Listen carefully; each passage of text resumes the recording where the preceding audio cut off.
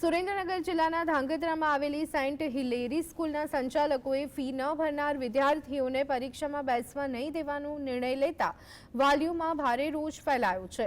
સંચાલકોએ જણાવ્યું, જો એક પણ રૂપિયો બાકી હશે તો વિદ્યાર્થીઓને પરીક્ષાથી વંચિત રાખીશું। આ નિર્ણયથી વિદ્યાર્થીઓનું ભવિષ્ય જોખમમાં મુકાયું હોવાની ચિંતા વાલીઓએ વ્યક્ત કરી। આ ઘટનાથી શિક્ષણ હવે એક વેપાર બની ગયો હોવાનો ઘાટ સર્જાયો છે। વાલીઓનો આક્ષેપ છે કે શાળા સંચાલકોની આ મનમાનીથી બાળકોના અભ્યાસ પર અસર પડી શકે છે। આ મુદ્દે વાલીઓ સાથેની વાતચીતનો એક ઓડિયો ક્લિપ પણ સામે આવતા તપાસ શરૂ કરવાની માંગ ઉઠી રહી છે। એ બાબતે શિક્ષણ વિભાગ તરફથી આજે એ ઓડિયો ક્લિપ અંગે સેન્ટ હિલેરીમાં રૂબરૂ જઈ સ્થળ તપાસ કરી અને યોગ્ય કાર્યવાહી કરવામાં આવશે। હાલ આ શિક્ષણ વિભાગ દ્વારા જે ઓડિયો ક્લિપ થઈ હતી વાયરલ, બરાબર, જોવામાં આવી હતી ને આજે તમને ખ્યાલ આવ્યો છે, તો આજે કેટલાક સમયની અંદર આપ કાર્યવાહી કરશો?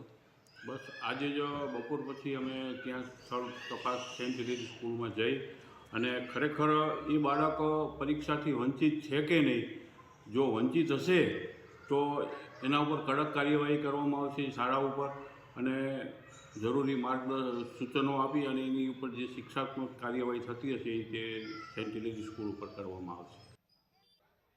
એટલે વાલીને મેં ફોન કરીને કીધું, હવે અગર ફી ના ભરે તો છોકરાને પરીક્ષામાં બેસાડવામાં આવશે નથી। છતાં વાલીને એ કહેવું મારા ફરજ છે। છોકરાઓને મેં બેસાડ્યું પરીક્ષા, હવે તમારી જોવું હોય તો તમે પેપર જોઈ લો।